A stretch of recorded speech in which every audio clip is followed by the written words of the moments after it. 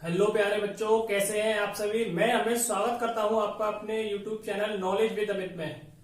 तो दोस्तों, आज की जो ये वीडियो है ये क्लास 10th की अपनी क्लास होगी, ठीक है। और आज इसका तीसरा दिन है। तो ये अपनी मैथ की क्लास है और 1.1 एक्सरसाइज हम लोग शुरू आज कर रहे हैं। और जिस चैप्टर का नाम है वास्तविक संख्याएं, या इंग्लिश में बोलते हैं इसको रियल नंबर्स। तो ये जो एक्सरसाइज है आपकी, तो ये जो एक्सरसाइज, इस एक्सरसाइज में पहला सवाल है, क्वेश्चन 1 है, निम्नलिखित संख्याओं का HCF ज्ञात करने के लिए यूक्लिड विभाजन एल्गोरिथ्म का प्रयोग कीजिए। यानी कि सबसे पहले आप लोग क्वेश्चन को पढ़िए कि निम्नलिखित संख्याओं का HCF ज्ञात करना है। यानी कि हमें क्या निकालना है, HCF निकालना है।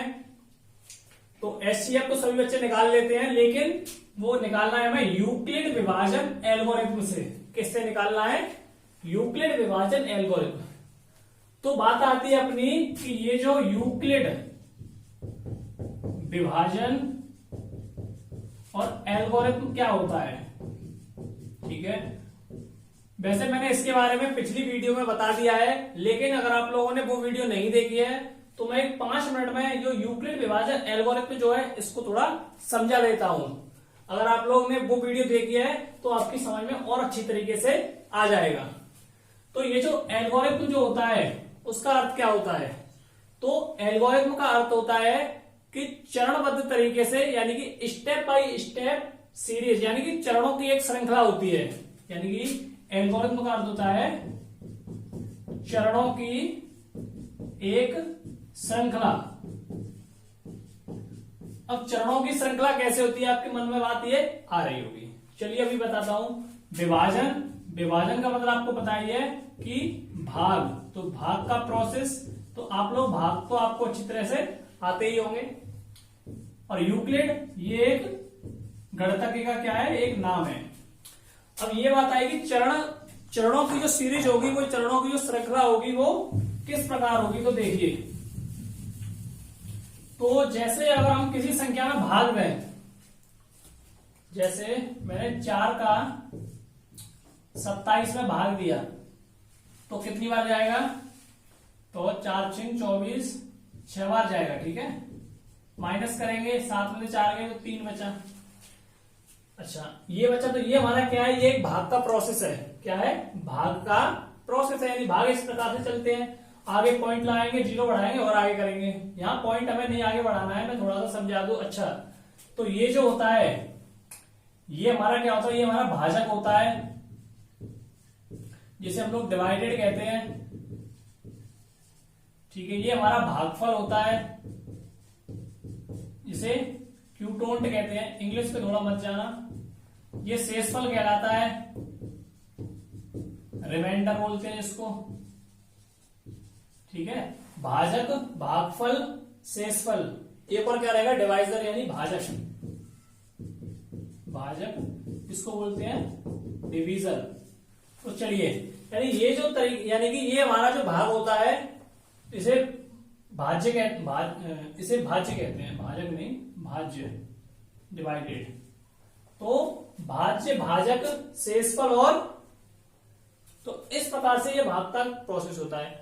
अब जैसे देखिए, अगर a और b कोई दो संख्याएं हैं, a और b तो कोई इंटीजर्स हैं या पूर्णांक हैं, तो अगर हमें a का हमें b में भाग देना है तो हम किस प्रकार देंगे, a का b में भाग देना है तो a और b, जो a वाली जो वैल्यू है वो हमने 4 मानी, ठीक है। a की जगह हमने कितना माना, 4, और b की जगह हमने माना 27। तो अगर हमने इसमें भाग दिया तो किस प्रकार देंगे, जैसे a की वैल्यू हमारी 4 है और इसे हम बोलते हैं डिवीजर। क्या बोलते हैं, डिवीजर। और भाजक को बोलते हैं 27, जो ये क्या है, हमारा डिवाइडेड है। तो a और b का अगर हम भाग देंगे तो सबसे पहले ये वाली जो वैल्यू है डिवाइडेड ये आएगी, यानी कैपिटल D, ठीक है, कैपिटल D हो गया। उसके बाद ये वाला जो डिवीजर है इसे हम बोलेंगे स्मॉल d, ठीक है। उसके बाद ये जो भागफल ऐसे q कहते हैं, तो d मल्टीप्लाई q। उसके बाद ये जो शेषफल है इसे बोलते हैं हम लोग r। तो हमारा फॉर्मूला बना d equal to D q plus r, या a की फॉर्म में लें तो a इक्वल, इतना लिख लो, चाहे दोबारा एक और फॉर्मूला हो सकता है, a इक्वल टू ए और बी माना है तो b, ये हमारा भागफल यानी वी क्यू प्लस आर। तो ये यहां से फॉर्मूला हमारा यूक्लिड विभाजन एल्गोरिथम का जो ये फॉर्मूला है ये आपकी समझ में आ गया होगा। अच्छा, अब ये जो 4 है तो 4 का जो शेषफल यानी कि देखें तो शेषफल जो होगा हमारा वो कैसा होगा, 4 से अगर किसी संख्या में भाग दे रहे हैं तो शेषफल क्या क्या आ सकते हैं, देखिए 0 आ सकता है, 1 आ सकता है, 2 आ सकता है और 3 आ सकता है। तो ये हमारे क्या आ सकते हैं, शेषफल आ सकते हैं।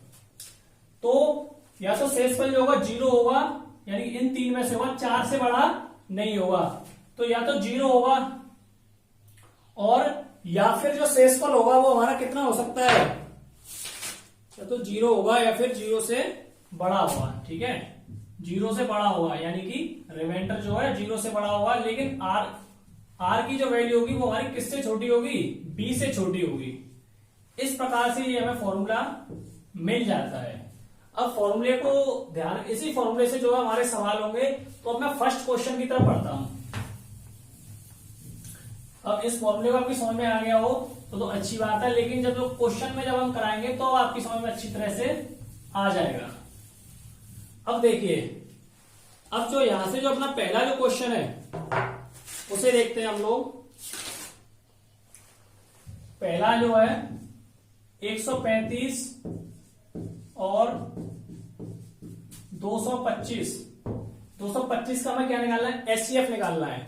तो लॉन्ग डिवीजन मेथड से चलेंगे और मैंने पहले ही बता दिया है कि ये जो होता है क्या होता है, स्टेप बाय स्टेप यानी स्टेप की एक सीरीज होती है। ठीक है, स्टेप सीरीज का मतलब है कि चरणों के द्वारा हमें चलना था, चरणों की एक श्रृंखला है। तो देखिए, सबसे पहली जो छोटी संख्या 135 उसका हम लोग भाग देंगे 225 में, तो कितनी बार जाएगा, एक बार जाएगा, यहां 135 आ गया। अब माइनस करेंगे, 5 में से 5 गए तो 0, 2 में से 3 नहीं जाएंगे तो एक हासिल ली, 12, 12 में से 3 गए तो 9 और 1 में से 1 गए तो 0, यानी कितना आ गया, 90 आ गया। अब यहां तक तो आपको चीज समझ में आ गई होगी। अब आगे क्या करेंगे, इस 90 में भाग देंगे हम किसका, 135 का। ठीक है, अब 90 का भाग देंगे, एक बार जाएगा तो 90 एकम 90। अब माइनस करते हैं तो 5 में जो 0 गए तो 5, 13 में से 9 गए तो 4, यानी कितना बचा, 45। अब किस में देंगे, इस वाली संख्या में देंगे जो शेषफल बचा 90 में। तो 90 से यहां कितनी बार जाएगा, 2 बार जाएगा, 2 बार जाएगा, कितनी बार गया, 45 दूनी 90। यानी कि हम लोग जब तक भाग देते हैं जब तक यहाँ पे कितना ना आ जाए, 0 ना आ जाए। और 0 आ गया तो ये वाली जो संख्या होती है इसी को हम क्या कहते हैं, एचसीएफ कहते हैं। यानी एचसीएफ हमारा कितना आया, 45 आ गया। ये तो हमारा आंसर हो गया। लेकिन अब जो यूक्लिड वाला जो फॉर्मूला है वो है हमारा a = BQ प्लस आर, यानी हमें यूक्लिड विभाजन एल्गोरिथम के द्वारा चलना है। तो मैंने बताया था कि स्टेप सीरीज है, तो यहां लिखेंगे हम चरण फर्स्ट, चरण 1। तो फर्स्ट चरण में देखिए ये जो a है, इस a की वैल्यू मानी हमने हमारी कितनी दे रखी है, इस फॉर्मूले को देखना है आपको समझ के। बस पहला सवाल समझ लिया तो सारे सवाल आपकी समझ में अच्छी तरह से आ जाएंगे। a की जगह हमारा 225 बराबर लगा तो बराबर लगाइए, थोड़ा छोटा लिखूं, चरण 1 a की जगह 225 बराबर, अब जो ये b है तो v की वैल्यू हमारी 135, ठीक है, यानी जो भाग दे रहे हैं उसका ये जो q है यानी भागफल हमारा कितने बार दिया, एक बार, प्लस अब ये जो रिमाइंडर है ये वाली वैल्यू है यानी 1 2 3 ये वाली 90, ठीक है। और भाग हम कब तक देंगे, जब तक 0 नहीं आ जाए। तो ये हमारा क्या हो गया, चरण 1 हो गया। अब चरण 2 इस प्रकार है, चरण सेकंड। मैंने क्या कहा था, ये एक स्टेप बाय स्टेप सीरीज है, हमें चरण के द्वारा चलना है और जब तक 0 नहीं आया जब तक हमारा आंसर नहीं आएगा। यानी हमें 0 लाना है, 0 आने पर ही हमारा सवाल खत्म होगा। तो चरण 2 में देखिए ये जो संख्या है यहां हमने 225 ली थी, अब यहां लेंगे 135 बराबर, तो बी वाली जो वैल्यू है ये वाली होगी 90। मल्टीप्लाई हमने कितनी बार किया, एक बार किया, शेषफल हमारा कितना आया, 45 आया, इस प्रकार। अब यहां भी हमारा शेषफल आ रहा है 45, और मैंने बताया था कि शेषफल कितना आए, 0 आए, ठीक है।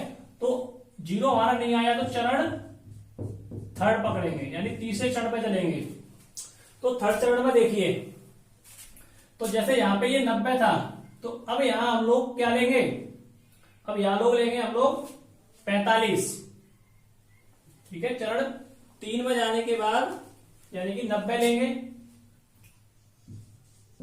और 90 का भाग कितने में देंगे, 45 से, यानी ये 90, ये 45, और 45 से मल्टीप्लाई कितनी बार करेंगे, 2 बार, और प्लस रिमाइंडर यहां कितना आया है, 0, यानी हमें रिमाइंडर कितना लाना है, यानी शेषफल 0 लाना है। शेषफल हमारा 0 आ जाएगा तो आंसर हमारा 0 हो जाएगा, यानी यहां ये वाला 45 एचसीएफ है। तो इस प्रकार से हम लोग लिख देंगे कि अतः 135 और 225 का एचसीएफ 45 होगा, ठीक है। तो इस प्रकार से ये आंसर हो जाएगा। एक बार आप लोग अपनी तरफ से समझने की कोशिश करें, फिर मैं अगला सवाल करवाता हूं। सोचिए 5 सेकंड, ठीक है। अच्छी तरह आप लोग स्क्रीनशॉट ले लो, या चाहो तो रफ में उतार लो, इसी को आप लोग शेयर करना है, ठीक है। तो आपने जो है ये सवाल उतार लिया होगा। अब हम सेकंड देखते हैं। इस प्रकार से आप लोगों को ये सवाल करने हैं, कहीं कोई दिक्कत नहीं आएगी। तो आप लोग अगर कोई परेशानी आती है तो आप लोग हमसे पूछ सकते हैं। अब तो ये सेकंड जो सवाल है, 196 और 38,220, ठीक है। तो वही सीरीज है, पहले यहां भाग देंगे 196 का 38,220 में, तो भाग देंगे तो कितनी बार जाएगा, एक बार जाएगा। सबसे पहले 196, 12 में से अब माइनस करेंगे तो 12 में से 6 गए तो 6 बचे, ठीक है। उसके बाद यहां कितने रह गए, 7 रह गए, 7 में से 9 नहीं जाएंगे तो माइनस किया हमने, तो यहाँ पे 8 आ जाएगा, और 2 में से गए तो 1। अब अगली संख्या उतारेंगे हम लोग, वो है 2, यानी कि 18 62। तो यहां से ये 196 से 9 बार जाएगा, और 9 बार जाएगा तो ये आएगा 1764। अब यहां से इसको माइनस करेंगे तो ये बच जाएगा हमारा 98, और फिर अगली संख्या उतारेंगे तो ये हो जाएगी हमारी 0, और यहां से ये जाएगा 5 बार, तो कितना हो जाएगा, 980 हो जाएगा, ठीक है। तो हमारा जो एचसीएफ आया वो यही आया, क्योंकि इसी से हमने जो है भाग किया है। अब हम अपने उस तरीके से समझते हैं यूक्लिड विभाजन से। देखिए तो यहाँ लिखेंगे चरण फर्स्ट। तो फर्स्ट चरण में पहले क्या आता है, ये वाली संख्या आती है 38,220 इज इक्वल टू, फिर 196 यानी बी वाली, ए बराबर क्या फॉर्मूला है, ए बराबर बी क्यू प्लस आर। तो ए की वैल्यू 38, बी की वैल्यू ये हो गई 196, इंटू क्यू की वैल्यू यानी भागफल 195, आर की वैल्यू कितनी है, 0 है यहां से। तो इस प्रकार से अपना यहां लिखेंगे, तो अतः 196 और 38,220 का एचसीएफ कितना होगा, 196 होगा। ये अपना आंसर हो जाएगा। तो एक बार आप लोग सभी लोग देखें 10 सेकंड के लिए और इसे उतारें, तो आप लोग जो है समझ गए होंगे और आप लोगों ने इसको उतार लिया होगा। अब हम लोग देखते हैं क्वेश्चन नंबर जो थर्ड वाला जो पार्ट है, इसका थर्ड वाला जो पार्ट है, तो सिंपल सवाल है, उसी प्रकार से करने हैं आपको, इसी फॉर्मूले पर रखने हैं, ए बराबर बी क्यू प्लस आर पे, और सिंपल तरीके से आप लोगों को करना है। तो 867 और 255। तो अभी तक तो क्या था, हम लोग ये वाली संख्या पहले उतार रहे थे और यहां ले रहे थे, यानी कि जो छोटी संख्या थी उसे हम लोग क्या करना है, छोटी संख्या को पहले सबसे पहले लेंगे। तो जैसे 255 867 बड़ी संख्या है तो पीछे आ जाएगी। ठीक है, अब भाग देंगे तो 2 से 55 का कितनी बार जाएगा, तो 25 दूनी 50 यानी कि 2 बार जाएगा। तो 2 बार जाएगा तो ये कितना आएगा, 3 बार जाएगा, सॉरी 25 3 75, तो 3 बार जाएगा। तो 5 3 15 की 5 हासिल 1, 5 3 15 1 16 की 6 हासिल 1, 3 6 1 7, कितना आ गया 765 आ गया। ठीक है, अब माइनस करो, 7 में से 5 गए तो 2 बचे, 6 में से 6 गए 0, 8 में से 7 गए तो 1, यानी रिमाइंडर कितना बचा 102। अब चाहो तो आप लोग एक एक लाइन करके उतारो। तो यहां देखिए चरण फर्स्ट, तो फर्स्ट चरण में हमने क्या किया, ये वाली वैल्यू लिखी 867, फिर ये जो ए बराबर हो गया बी की जो वैल्यू है 255 है, इंटू क्यू की वैल्यू कितनी है 3 है, आर की वैल्यू कितनी है 102 है। अब यहां से हम लोग स्टार्ट करेंगे चरण 2। ठीक है, तो अब ये 102 यहां आ जाएगा। ठीक है, और यहां आएगा 255, तो 102 दूनी 204, 255, तो 5 में से 4 गए 1, 5 में से 0 गए तो 5, 2 में से 2 गए तो 0। अब चरण 2 को देखिए, तो ये वाली वैल्यू आई थी यहाँ पे, तो यहां ये वाली आ जाएगी 255, 255 बराबर, फिर 102, जैसे ये वाली वैल्यू ली है तो यहाँ 102, 102 गुणा कितनी बार किया है 2 बार किया है, रिमाइंडर 51। जब तक चलेंगे जब तक कि इसके अंदर 0 ना आ जाए। ठीक है, चलिए अब 51 का देंगे हम लोग 102 में, तो 51 दूनी 102, कितना आ गया 0 आ गया, ये हमारा एचसीएफ हो गया। तो अब चरण 3 में चले, तो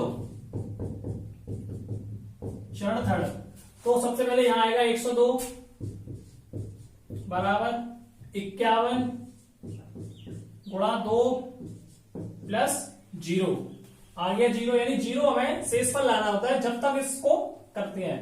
तो हम लिखेंगे अतः कितना कितना है 867 और 255 का एचसीएफ कितना होगा 102 नहीं 51, ये वाला, तो एचसीएफ 51 होगा। तो इस प्रकार से पहला क्वेश्चन जो है आपका समाप्त होता है। और अब हम देखते हैं सेकंड क्वेश्चन। आपको अगर इन सवालों में थोड़ी अगर दिक्कत आ रही है तो आप लोग हमारी पिछली वाली जो वीडियो है, जो मैंने इससे पिछली वीडियो कराई है बेसिक डिस्कशन करके, उस पर थंबनेल सीयू यानी कि बेसिक डिस्कशन करके, जैसे ये डे 3 है उसके ऊपर डे 2 लिखा है। ठीक है, डे 2 वाली क्लास आप लोग देखिए, तो इस चैप्टर की जितनी भी थोड़ी बहुत जो बेसिक नॉलेज है वो मैंने उसके अंदर बताई है, जिससे आप लोगों को सवाल करने में कोई भी दिक्कत ना हो। अब हम लोग देखते हैं सेकंड क्वेश्चन। तो सबसे पहले आप लोग क्वेश्चन को पढ़ें। दर्शाइएगी, तो दर्शाने का मतलब है कि वो हमें क्या करना है, प्रूफ करना है। ठीक है, प्रूफ करना है यानी कि सिद्ध करना है हमें। ये सवाल क्या सिद्ध करना है, कोई भी धनात्मक विषम पूर्णांक, क्या कह रहा है, कोई भी धनात्मक विषम पूर्णांक 6q+1 या 6q+3 या 6q+5 के रूप का होता है जहां q कोई पूर्णांक है। तो हमें धनात्मक विषम पूर्णांक बताना है कि या तो ये होगा, मतलब ये तीनों ही जो होंगे, तो सिद्ध करना है हमें किस प्रकार होंगे। तो देखिए ये जो क्वेश्चन है ये मैंने पिछली वाली वीडियो में 2 एग्जाम्पल कराए हैं बिल्कुल सेम इसी प्रकार के। ठीक है, तो वो एग्जाम्पल मैंने कराए हैं आप लोगों को, तो आप लोग अगर आपने वो पिछली वीडियो नहीं देखी तो उसे जरूर देखें। तो चलिए अब हम लोग देखते हैं।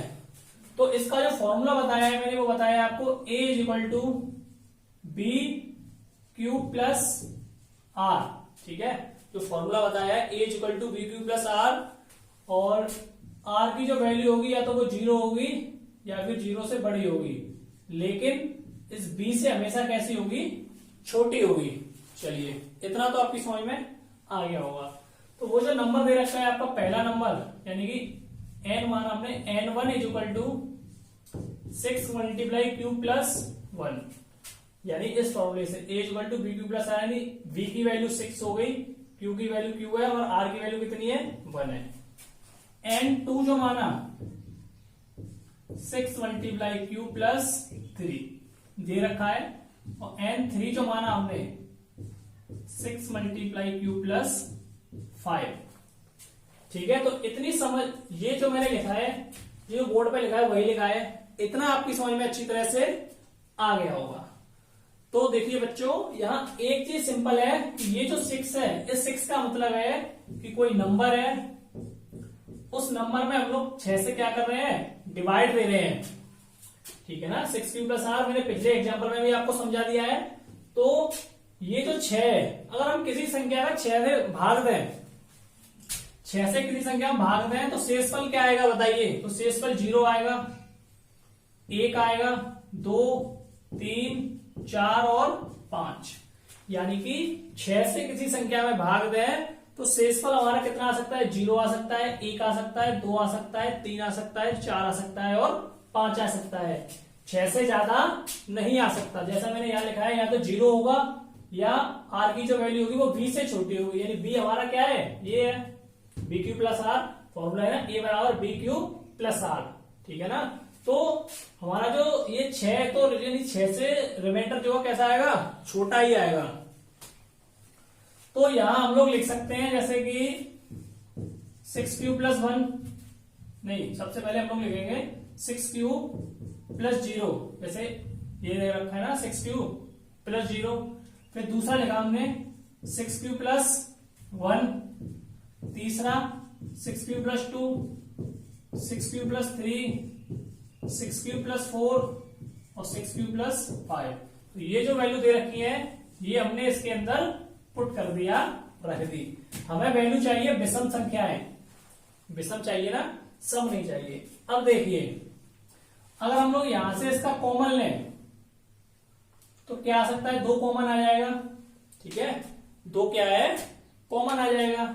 और यहां लिख सकते हैं हम लोग 3Q, लिख सकते हैं, लिख सकते हैं, या 2 का मल्टीप्लाई हमने 3 से किया तो 2 3 6, 6Q और प्लस 0, तो 0 से कोई मतलब है नहीं है। ठीक है ना, तो 6Q आ गया। अच्छा, अब एक चीज आपको पता होगी, मैंने बताया है, इससे जो पहली वाली जो वीडियो, सबसे पहली जो वीडियो है डे 1 की, उसमें मैंने आपको बताया है कि अगर किसी संख्या में 2 से गुणा किया जाए तो कैसी संख्या होगी? सम संख्या होगी। कैसी होगी? सम संख्या होगी। तो 6Q प्लस 0 और 2 से किसी संख्या में गुणा कर रहे हैं तो वो क्या होगी? सम संख्या होगी। और हमें यहां संख्या कैसी लेनी है? विषम संख्या लेनी है। तो ये हमारी वैल्यू कैसी है? विषम है। ठीक, अब बढ़ते हैं आगे। इसको देखिए, तो यहां से क्या कॉमन आ सकता है? यहां से हमने 2 कॉमन लिया, तो यहां कितना आ जाएगा? 2 से लिया यानी 3Q प्लस 1। ठीक है, 2 कॉमन लिया, 3Q प्लस 1 हो जाएगा। तो वही चीज यहां हो रही है कि अगर किसी संख्या में 2 से गुणा किया जाए तो वो संख्या कैसी होगी? सम संख्या होगी। सम संख्या होगी। तो ये भी हमारा क्या हो गया? कैंसल हो गया। अब यहां देखा जाए तो यहां क्या कॉमन आ सकता है? वही 2 से कॉमन, 2 कॉमन लिया, 3 में गुणा किया तो 3Q प्लस 2 दूनी 4। तो ये भी हमारा सम संख्या हो रही है, इसको भी काट देंगे। तो हमारे पास संख्या क्या क्या बची? ये बची 6Q प्लस 1, और कौन सी बची? 6Q प्लस 3, 6Q प्लस 3, और कौन सी बची? 6Q plus 5। तो ये हमारे पास कैसी संख्याएं बची? विषम संख्याएं बची। विषम संख्या है ना, धनात्मक विषम पूर्णांक, तो विषम पूर्णांक। तो ये हमारा क्या है? आंसर। ये प्रूफ हो गया। तो यही हमारा आंसर हो जाएगा। या तो एक सवाल का ये एक वो है करने का तरीका, या एक और तरीका होता है, उसे भी मैं आपको बता देता हूं। ठीक है, चाहो तो आप लोग इस तरीके को इतना भी कर सकते हो। इस तरीके से हमने क्या ये सॉल्व कर दिया। ये कैसी वैल्यू है? प्लस बच रहा है तो विषम संख्या है ना, और ये वाली सम संख्याएं थी हमारी। एक दूसरा तरीका है, उसको भी आप लोग देख लो। चलिए, तो नेक्स्ट जो सेकंड क्वेश्चन है, इसका जो सेकंड जो मेथड है उसे देखते हैं। तो फॉर्मूला वही रहेगा हमारा, A equal to VQ plus R रहेगा, और आर की जो वैल्यू होगी वो या तो 0 होगी या 0 से कैसी होगी, या तो 0 होगी या 0 से बड़ी होगी, लेकिन बी से हमेशा कैसी होगी, छोटी होगी। ठीक है, बी से छोटी होगी। तो हमारा यहाँ पे जो बी की जो वैल्यू है 6q + 1, तो बी बराबर हमारा कितना दे रखा है, बी बराबर यहां दे रखा है हमारा 6।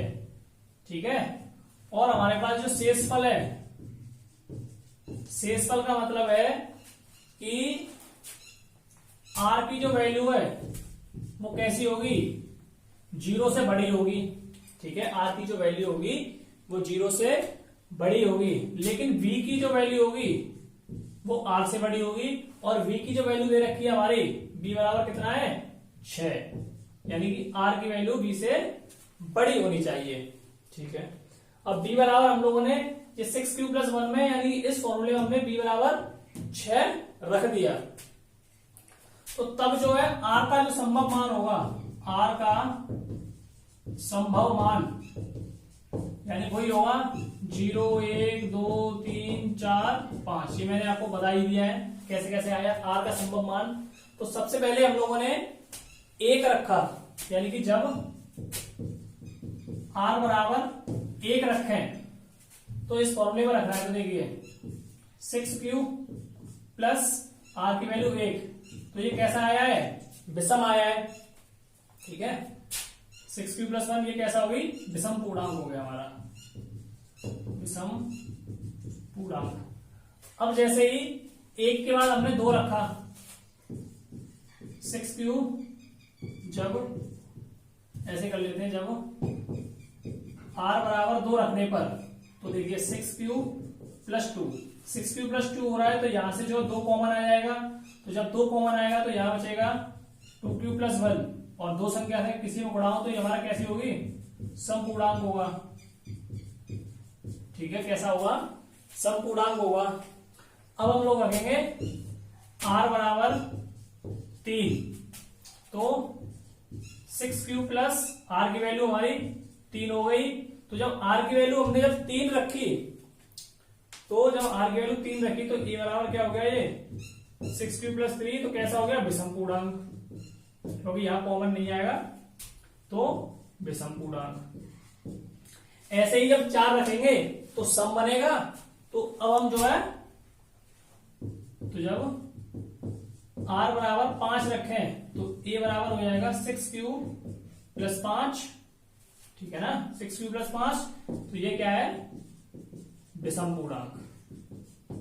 तो एक दूसरा तरीका जो है इस सवाल को करने का ये है, या ए बराबर लिख लो। तो इस प्रकार से हमारे पास इस सवाल को करने का तरीका एक ये तरीका बचता है। तो ये वाली सम वाली हमें नहीं लेनी है, या तो उतारना मत आप लोग, चाहे ऐसे काट भी सकते हो। तो इस प्रकार से ये सवाल जो है आपका हो जाएगा। अब हम लोग बढ़ते हैं तीसरे सवाल पे।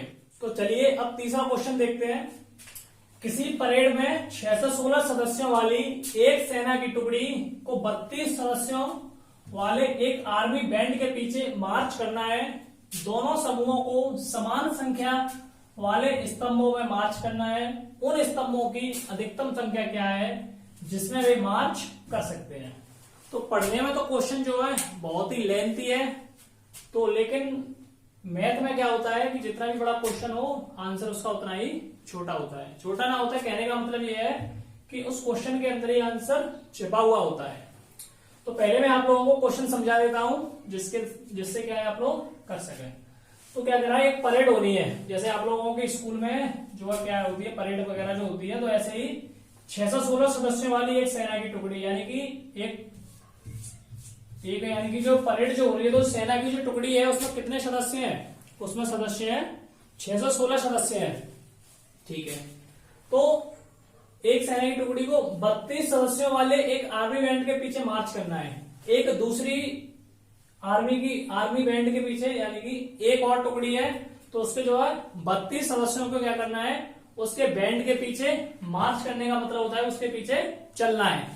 ठीक है, फिर कह रहा है दोनों समूहों को समान संख्या वाले स्तंभों में मार्च करना है। तो आर्मी में क्या होता है, यानी जो परेड वगैरह जो होती है कि जैसे कि पहली रो है इसमें 10 व्यक्ति है, तो दूसरी रो में भी कितने होंगे 10, तीसरी में भी 10, यानी कि बराबर बराबर, यानी कि जितने भी जो फौजी हो तो बराबर बराबर संख्या में हो, ठीक है, हर एक संख्या में कैसे हो, बराबर बराबर हो। तो यानी कि दोनों समूहों को समान संख्या वाले स्तंभों में मार्च करना है। उन स्तंभों की अधिकतम संख्या क्या है, यानी ये पूछे कि एक जो लाइन होगी तो उसमें कितने आ रहे हैं, जैसे 30 आ रहे हैं, 35 आ रहे हैं, 36 आ रहे हैं, सब में कैसे होंगे, बराबर होंगे, लेकिन सब में कैसे, यानी कि ये पूछा है कि एग्जिट फिगर जो होगा, यानी कि कुल जो, यानी कि जो जितने भी फौजी होंगे वो कितने होंगे, ठीक है, जिसमें भी मार्च कर सकते हैं। तो देखिए, तो हम लोग लिखेंगे आंसर है यहां से, पहली टुकड़ी के जवानों की संख्या, यानी पहली टुकड़ी के जवानों की संख्या कितनी है, 616, ठीक है, यानी कि पहली जो टुकड़ी है, यानी पहली जो आर्मी की वो है, पहले में है 616। अब हम लोग देखते हैं दूसरी, तो दूसरी टुकड़ी के जवानों की संख्या, तो दूसरी टुकड़ी जो है उसमें हमारे 32, ठीक है, यानी कि पहली में 616 है और दूसरी में कितने हैं, दूसरी में 32 है। तो अब हमें अधिकतम संख्या ज्ञात करनी है, ठीक है, अब हमें इन दोनों की क्या करनी है, अधिकतम संख्या निकालनी है, यानी समान संख्या निकालनी है। एचसीएफ में क्या, एचसीएफ में क्या होता है कि जो बड़ी संख्या जो होती है, ठीक है, तो अब हमें ऐसे लिखेंगे, अब हमें स्तंभों की अधिकतम संख्या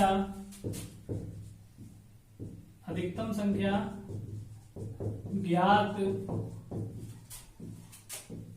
करनी है, यानी कि अब हमें स्तंभों की अधिकतम संख्या, यानी अधिकतम संख्या ज्ञात करनी है। तो अधिकतम संख्या ज्ञात करने के लिए एचसीएफ निकालना होगा, तो अधिकतम संख्या ज्ञात करने के लिए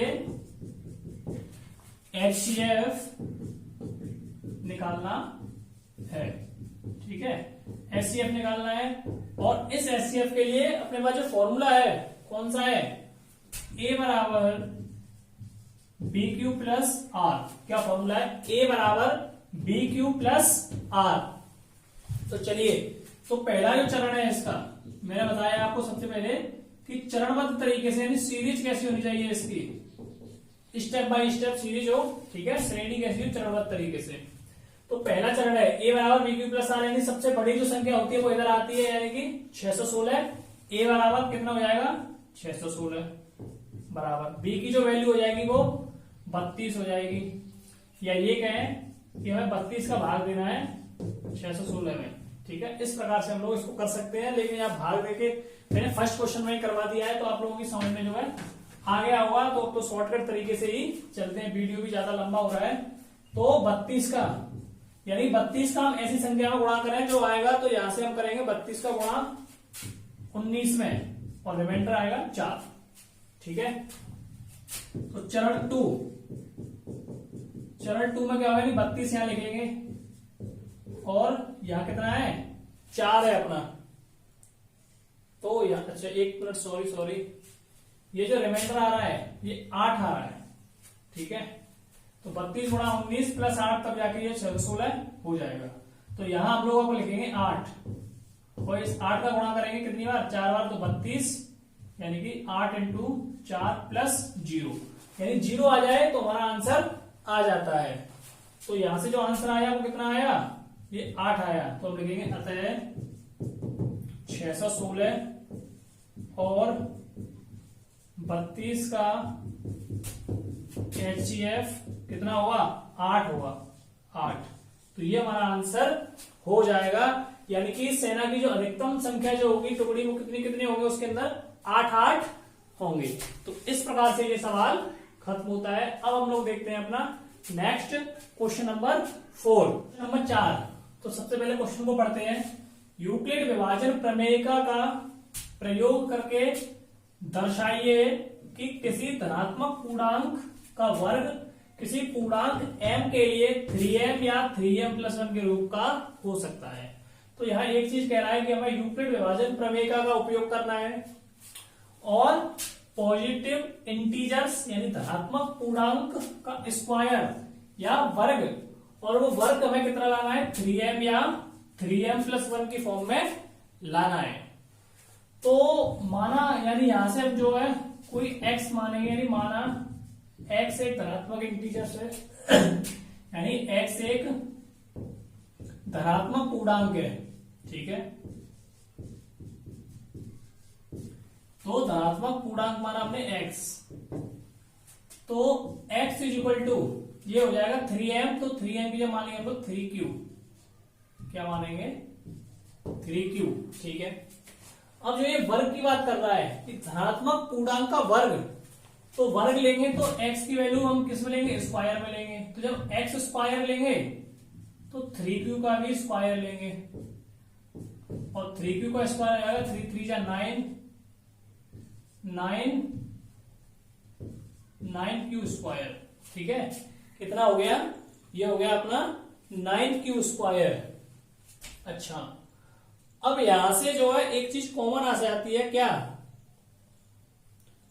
कि इसमें से यानी x square is equal to ये हो जाएगा अपना ये वाला जो है 3.3q स्क्वायर, इतना यानी 3 कॉमन ले लिया तो 3q स्क्वायर हो गया।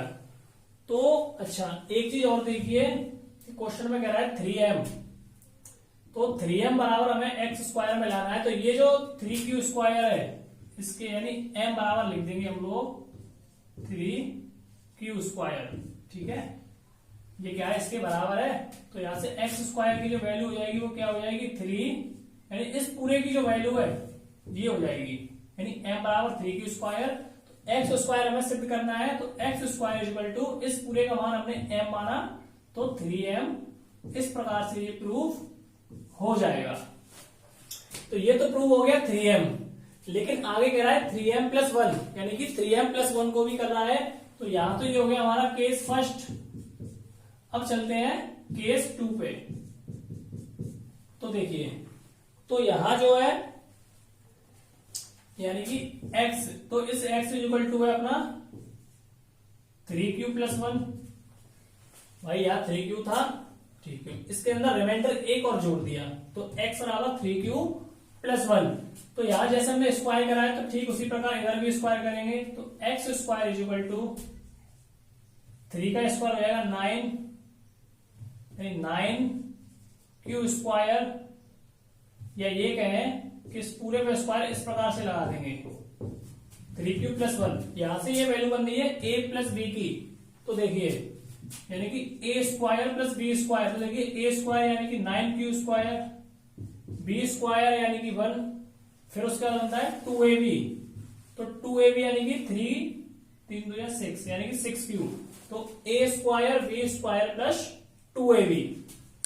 तो यहां से जो है अब हमें क्या करना है, यहां से हमें कॉमन लेना है, तो यहां से जो कॉमन आएगा वो 3 कॉमन आएगा, तो ये हो जाएगा x square is equal to, यहां से हमने 3 कॉमन लिया तो ये हो जाएगा 3q स्क्वायर, 3 दूनी 6, तो 2q+1। तो यहां से जो 3 कॉमन लेने पर हमें ये हमारा बच रहा है। तो इस पूरे को ये जो है 3q स्क्वायर प्लस 2q, इसके इस वैल्यू को हमें क्या करना है, इस वैल्यू को हमें m के रूप में मानना है, यानी m बराबर 3q स्क्वायर प्लस 2q, ये हमारा m के बराबर हो गया। तो यहां से x स्क्वायर की वैल्यू देखिए, यानी 3 इस पूरे के बराबर क्या है m है, तो 3m, और ये क्या है प्लस के 1।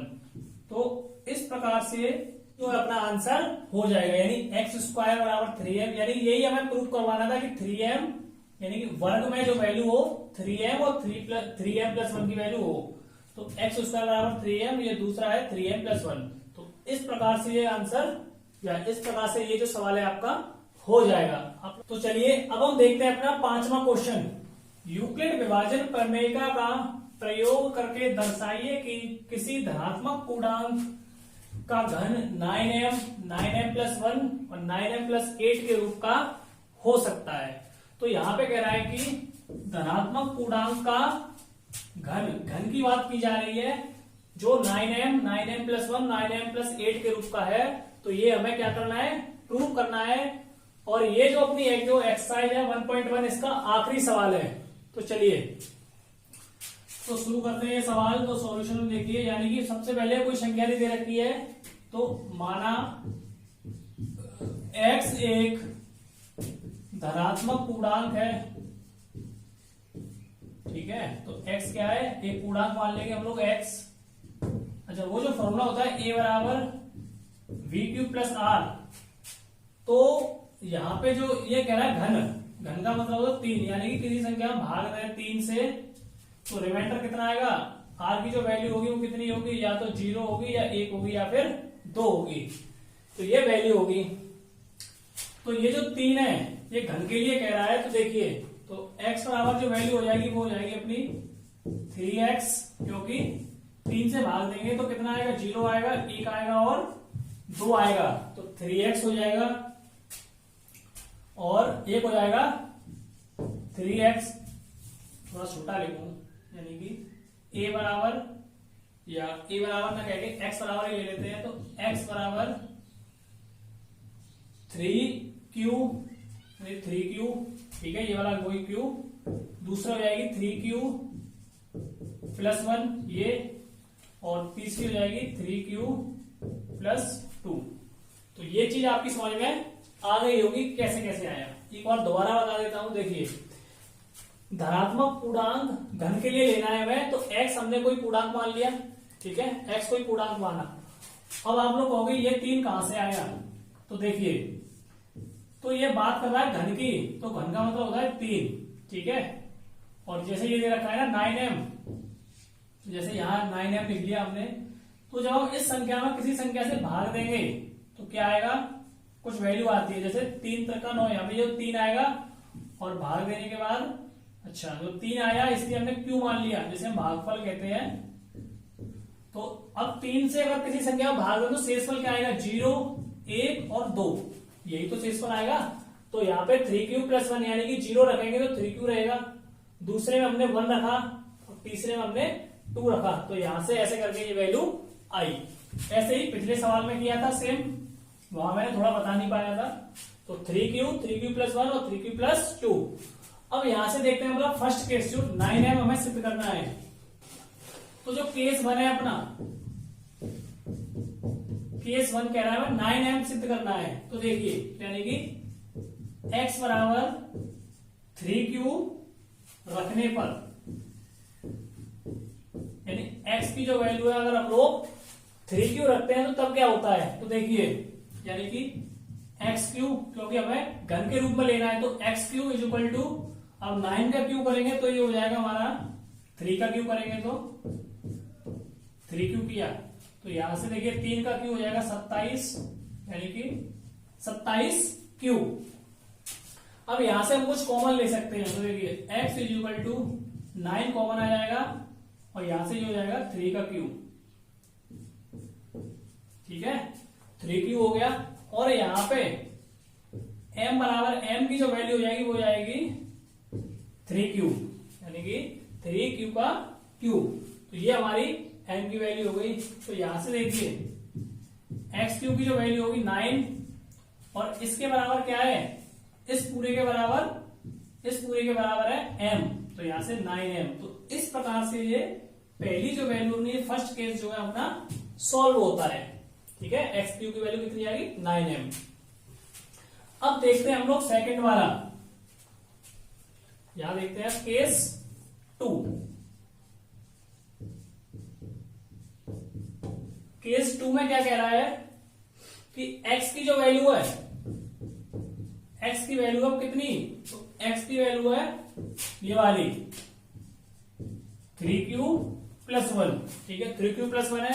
अब इसका हम लोग क्यूब करेंगे, ठीक है, यानी अब हम इसका क्यूब करेंगे तो ये हो जाएगा x cube is equal to 3q plus 1, और इसका क्यूब करना है हमें। तो देखिए, तो एक्स क्यू यानी ए प्लस वी का होल क्यू करना है। ठीक है, तो A cube plus B cube plus 3ab bracket में ए प्लस वी होता है, पढ़ा हुआ आप लोगों ने। तो यहां से जो वैल्यू हो जाएगी इसकी वो हो जाएगी, यहां से जो वैल्यू होगी 27 क्यू यानी 3 से करेंगे 27 क्यू, ठीक है, plus 27 Q square plus 3ab यानी कि 9 क्यू प्लस 1 यानी कि इस फॉर्मूले को अगर हमने खोला तो हमें ये जो वैल्यू है ये वैल्यू हमें मिल रही है। कब मिल रही है? जब हमने इस फॉर्मूले को ओपन किया। तो जब इसे ओपन किया तो यहां से जो कॉमन वैल्यू है अपनी यानी कि 9 जो है यहां से हम लोग कॉमन ले लेंगे, यानी जब यहां से हमने 9 कॉमन लिया तो क्या बचा? देखिए 9 तिया 27 यानी 3 क्यू, 9 तिया 27 यानी 3 क्यू स्क्वायर प्लस क्यू और प्लस के 1 यानी 9 कॉमन लेने पर ये वैल्यू आ रही है। अब जो है इस पूरे के बराबर m के बराबर इसको रख देंगे। ठीक है, 3q, चाहो तो आप लोग यहां इस लाइन को यहां लिख सकते हो कि m is equal to 3q square plus के q। अब अगली वाली लाइन में क्या किया? m की वैल्यू हमने रख दी, तो xq इज इक्वल टू 9 और इस पूरे के बराबर क्या है? ये है, तो 9 इस पूरे के बराबर क्या रख देंगे? m, तो 9m प्लस 1। तो ये जो अपना सेकंड जो केस था वो प्रूव हो गया। अब हम लोग बढ़ते हैं थर्ड की तरफ, यानी जो केस 3 है अपना। तो केस 3 में कह रहा है अब यहां से जो x की जो वैल्यू है वो है x बराबर कितनी है? ये रही 3q प्लस 2, 3q प्लस 2। तो वही इसका पहले q करेंगे और q को करने के बाद आगे सॉल्व करेंगे। तो देखिए x cube equal to 3q plus 2, इसका हमें क्या करना है? q खोलना है। तो जब इसको खोलेंगे तो इसको जब हम खोलेंगे तो ये आएगा अपना 27 x cube equal to 27q plus 54q square, 54q square plus 36q और प्लस 2 का घन 8, 36q प्लस के 8 कितना आ गया? देखो सबसे पहले x बराबर 3q प्लस 2 हमने ये वाली वैल्यू रखी, इसका क्यूब किया तो ये आ गया 3q प्लस 2 का होल क्यूब। इसको जब हमने खोला तो ये वैल्यू हमें मिल गई। जब ये वैल्यू मिली तो यहां से हम लोग क्या है? 9 कॉमन लेंगे। जब यहां से हमने 9 कॉमन लिया तो हमें मिला कितना? देखिए 9, 9 तिया 27 यानी कि 3q, 9 6 54 यानी कि 6q स्क्वायर और 9 चौक 36 यानी कि 4q और प्लस के 8 यानी कि 9 कॉमन लेने पर हमें इतना मिल गया। अब यहां से ये जो वैल्यू है ये m के बराबर ले लेंगे, m बराबर 3q 6q square plus 4q यानी ये जो वैल्यू हो गई ये m के बराबर की हो गई। तो xq की जो वैल्यू है 9 इस पूरे के बराबर यानी ये वाला जो पूरा है इसके बराबर हम लिख देंगे m और प्लस के 8। तो ये भी हमारा तीसरा जो केस है वो सिद्ध होता है। तो इस प्रकार से आपकी जो फर्स्ट जो 1.1 जो एक्सरसाइज है कंप्लीट होती है। ठीक है, अगली जो वीडियो आएगी हमारी वो एक्सरसाइज 1.2 की होगी। आप लोग अपने इस वीडियो के बारे में राय हमें जब कमेंट करके बताएं कि आपकी ये वीडियो हमें किस प्रकार की लगी, और भी जो कोई आपकी परेशानी या कोई दिक्कत हो तो आप लोग हमें कमेंट करके बता सकते हैं।